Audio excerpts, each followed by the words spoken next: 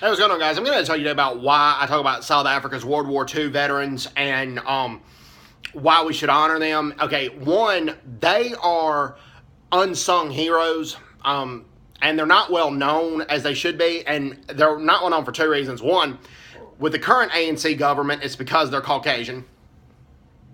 It's because the South African veterans were white, even though the majority of them opposed apartheid, and many became apartheid activists, anti-apartheid activists, I should say. Many became anti-apartheid activists after 1948, when the Verwoerd government took over, where grand apartheid was in place. Most were not racist, and most opposed racial segregation. Now, okay, and then with the previous apartheid government from 1948 to 1994, many of them were like the fact that the World War II veterans of South Africa volunteered to fight against Nazi Germany because the apartheid ideology was very, very similar to the ideology in Nazi Germany. So they were disliked by the previous white-led government and the current black-led government, which is disgraceful. Okay? We should honor these World War II veterans, and Remembrance Day should be more of a holiday in South Africa. Okay? When these South African veterans volunteered for World War II, it was known that they were volunteers. It was an all-volunteer force.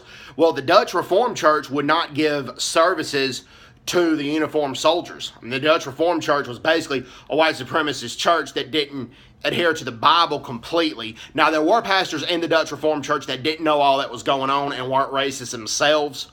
But the Dutch Reformed Church racist pastors, the pastors that were racist, that knew all about the Dutch Reformed Church, they would not give services to soldiers in uniform because these guys were fighting against Adolf Hitler and his Nazi ideology, which I believe was wrong. And David Brock Katz makes that known in his book, South Africans versus Rommel, about what the Dutch Reformed Church did. And in some areas, these soldiers were spit on. Some they were jeered and booed, and in some places they were cheered. The majority of South Africans, I'm talking about white South Africans, the majority of white South Africans supported the British and supported their fight against Hitler. It wasn't the vast majority, but it was the majority nevertheless. But because there was such pro-Nazi sentiment in South Africa, Jan Smuts, who was the prime minister at the time, felt like he couldn't draft South Africans. It had to be an all-volunteer force. So we should honor these veterans. And the other reason is they made more of an impact than meets the eye. Okay, Brigadier General Dan Pienaar and the division he commanded and the artillery brigade that was part of that division, they made a decisive contribution in the battle of El Alamein. In the Battle of El Alamein, which halted Germany advances, and the Battle of El Alamein saved the Suez Canal from the Axis. The Allies kept control of the Suez Canal throughout the war, and that was a vital canal. And then also when in East Africa, the South African Air Force fought against the Italian Air Force, and the Italian Air Force had advantage in experience and type of aircraft, but nevertheless, the South African Air Force prevailed, which halted any Italian advances into British Somaliland or any of the British African-held territories.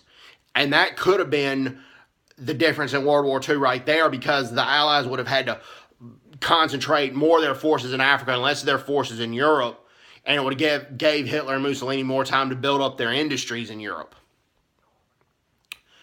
So that's another reason why we need to honor these World War II veterans. These South African World War II veterans are largely unknown, but they deserve our utmost respect. And also in the Warsaw Uprising, those pilots flew low to the ground, and many South African pilots lost their lives, and they were dropping supplies to the Polish rebels in the area, and also the Polish Jewish rebels, who either escaped the Nazi concentration camps or were fighting to avoid being captured by the Nazis, and then the Nazis would have put them in the concentration camps.